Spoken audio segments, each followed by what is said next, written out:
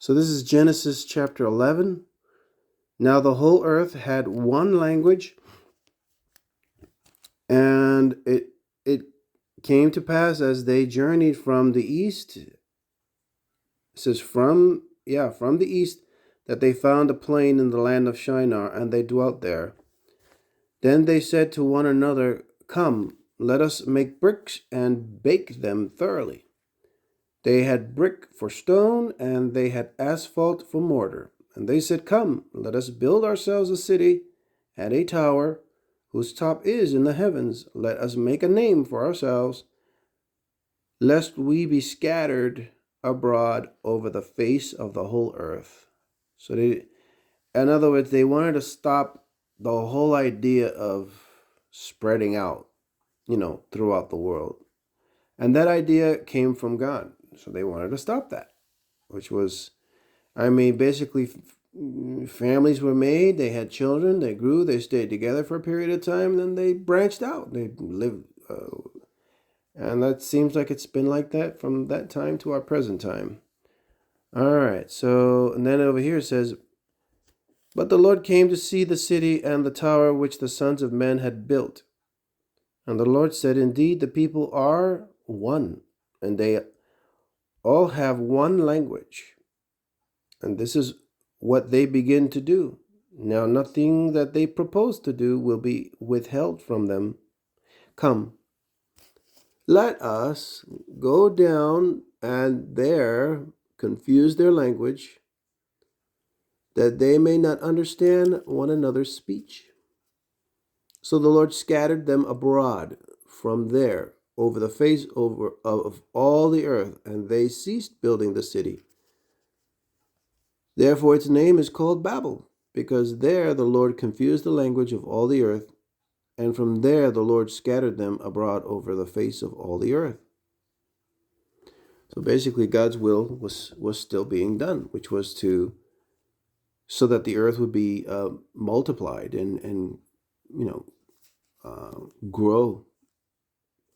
And it says here, this is the genealogy of Shem. Shem was 100 years old and begot somebody named Arphaxad 2 years after the flood. After he begot Arphaxad, Shem lived 500 years and begot sons and daughters. Arphaxad lived, 35 years and begot Selah. After he begot Selah, Arphaxad lived 403 years and begot sons and daughters. Selah lived 30 years and begot Eber. After he begot Eber, Selah lived 403 years and begot sons and daughters. Eber lived 34 years and begot Peleg. After he begot Peleg, Eber lived 430 years and begot sons and daughters. Peleg lived 30 years and begot Reu. After he begot Reu, Peleg lived 209 years and begot sons and daughters. Reu lived 32 years and begot Serug.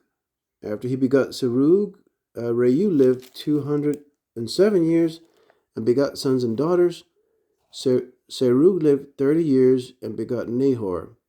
After he begot Nahor, Serug lived 200 years and begot sons and daughters.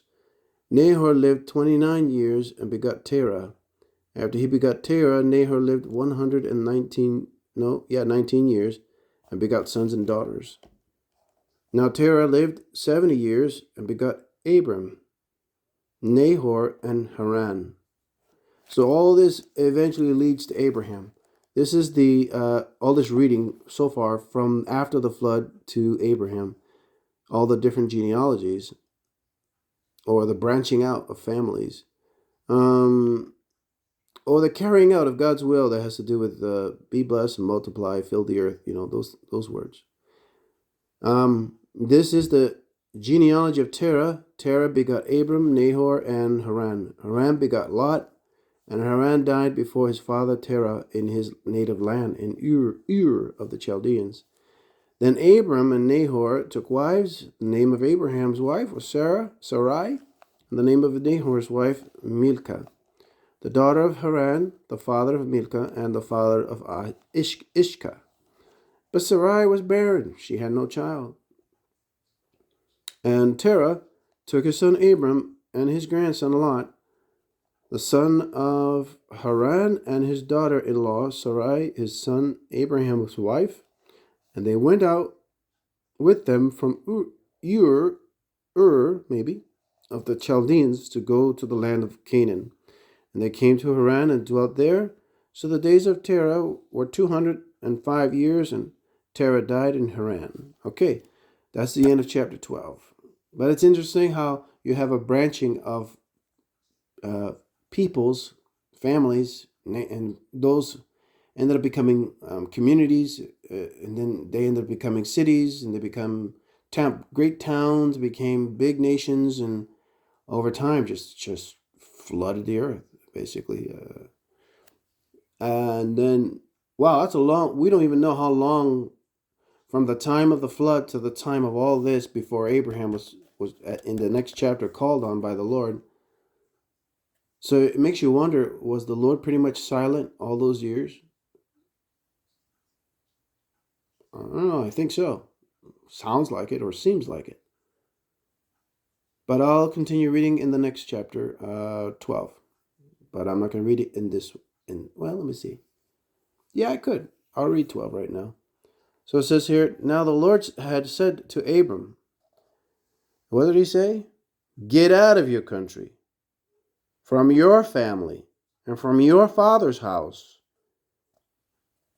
I mean, it was happening already, but God wanted, I guess, maybe Abram never thought of leaving his family. Maybe Abram, before he heard this word, he probably thought, well, I'll stick around the family, brothers and sisters, and so forth and so on. Yeah, why not? And next thing you know, he had a word from God.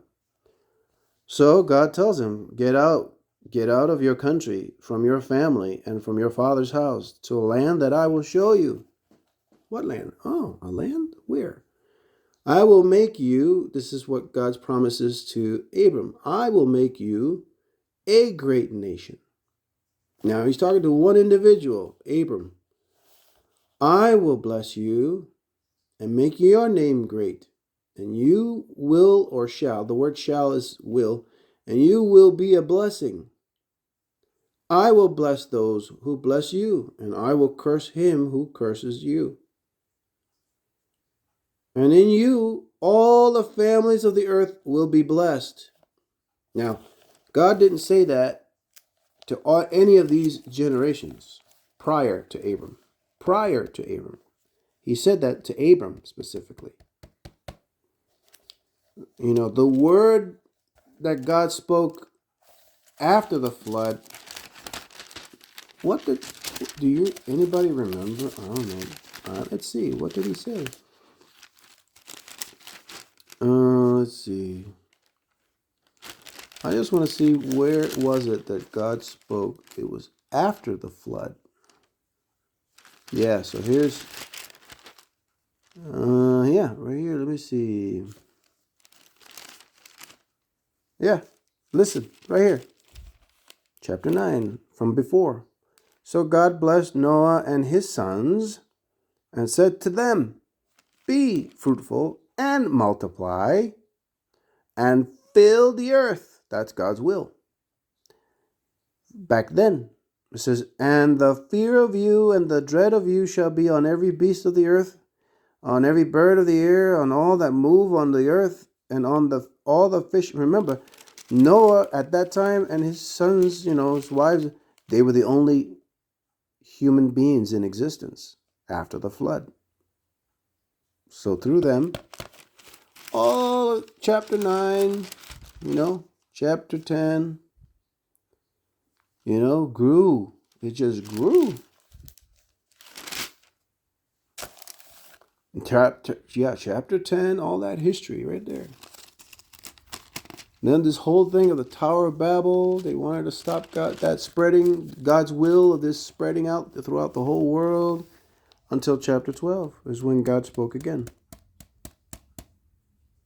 And so God's word, it was specifically to Abram. Get out of your country, from your family, and from your father's house to a land that I will show you. I will make you a great nation. I will bless you So it's a process to become from one person to a great nation. I will bless you. I guess it must be a process for God's blessing. Maybe it's instant. I don't know. I guess the blessing would be having lots of children and make your name great, and you shall be a blessing. You will be a blessing. So it's a process, sounds like.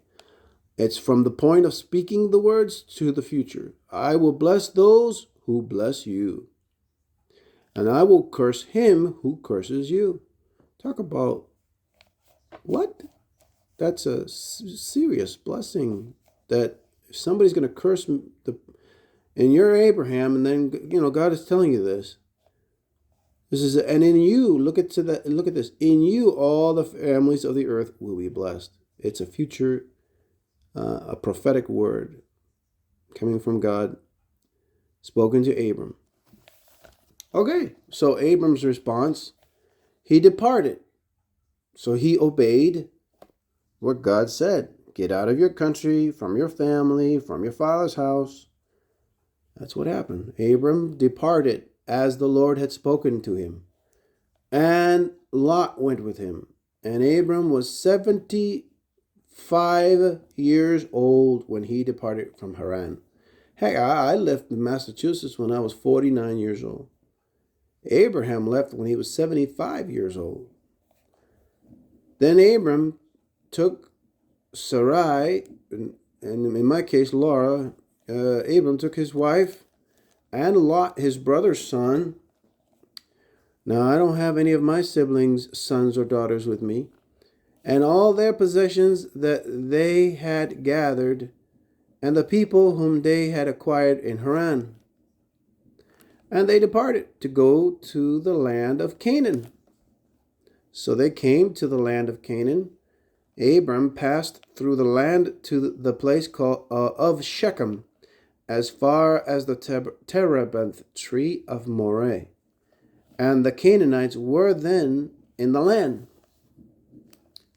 It says, then the Lord appeared to Abram and said, so here's a second conversation God had, or specific word God had to the Creator, towards his creation. What was it? To your descendants I will give this land. So God was, from the time Abram left to the time when they made it to the land of the Canaan is when the Lord spoke to him again. So God was being faithful to his word. And there he built an altar to the Lord, who had appeared to him. So wait a minute. God can appear? Even back then? What about today? Does he appear today? That's my question. I think he does. I just kind of wonder in what way. I guess we'll find out.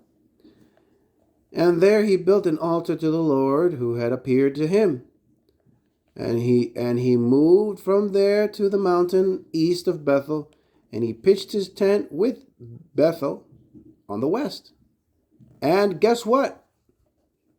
That looks like the letter or the name AI. That's in the Bible. What do you know? Where did AI come from? I don't know. It's in the Bible somewhere. It says, so, yeah. Anyways, Abram moved from there to the mountain east of Bethel, and he pitched his tent with Bethel on the west and Ai on the east. There he built an altar to the Lord and called on the name of the Lord. So Abram journeyed, going on still toward the south. Okay. Now there was a famine in the land, and Abram went down to Egypt to dwell there, for the famine was severe in the land. And it came to pass when he was close to entering Egypt, that he said to Sarai his wife, indeed, I know that you are a woman of beautiful countenance. Therefore it will happen, when the Egyptians see you, they will say, this is his wife, and they will kill me, but they will let you live. Please say, you are my sister, that it may be well with me for your sake, and that I may live because of you. Okay. So Abram, interesting, huh? That's interesting. In this whole journey, it wasn't until he went into Egypt that thought crossed his mind. Okay, what happens next? So it was when Abram came into Egypt that the Egyptians saw the woman, of course, that she was very beautiful. Sarai must have been an amazing woman. It says the princess of Pharaoh also saw her and commended her to Pharaoh. Wow, that beautiful. Okay, she must have been like a glow stick. And the woman was taken to Pharaoh's house. Talk about shiny. He treated Abram well for her sake. He had sheep, oxen, male donkeys, male and female servants, female donkeys and camels. Huh. Talk about an exchange. But look what happens. The Lord plagued Pharaoh and his house with great plagues because of Sarai. Whoa. Whoa. Talk about don't touch. Kind of wonder what kind of plagues. And Pharaoh called Abram and said, "What is this you have done to me? Why did you not tell me that she was your wife? Why did you say she is my sister? I might have taken her as my wife. Now therefore, here is your wife. Take her and go your way. Get away." So Pharaoh commanded his men concerning him, and they sent him away with his wife and all that he had. And that is chapter 11 and 12.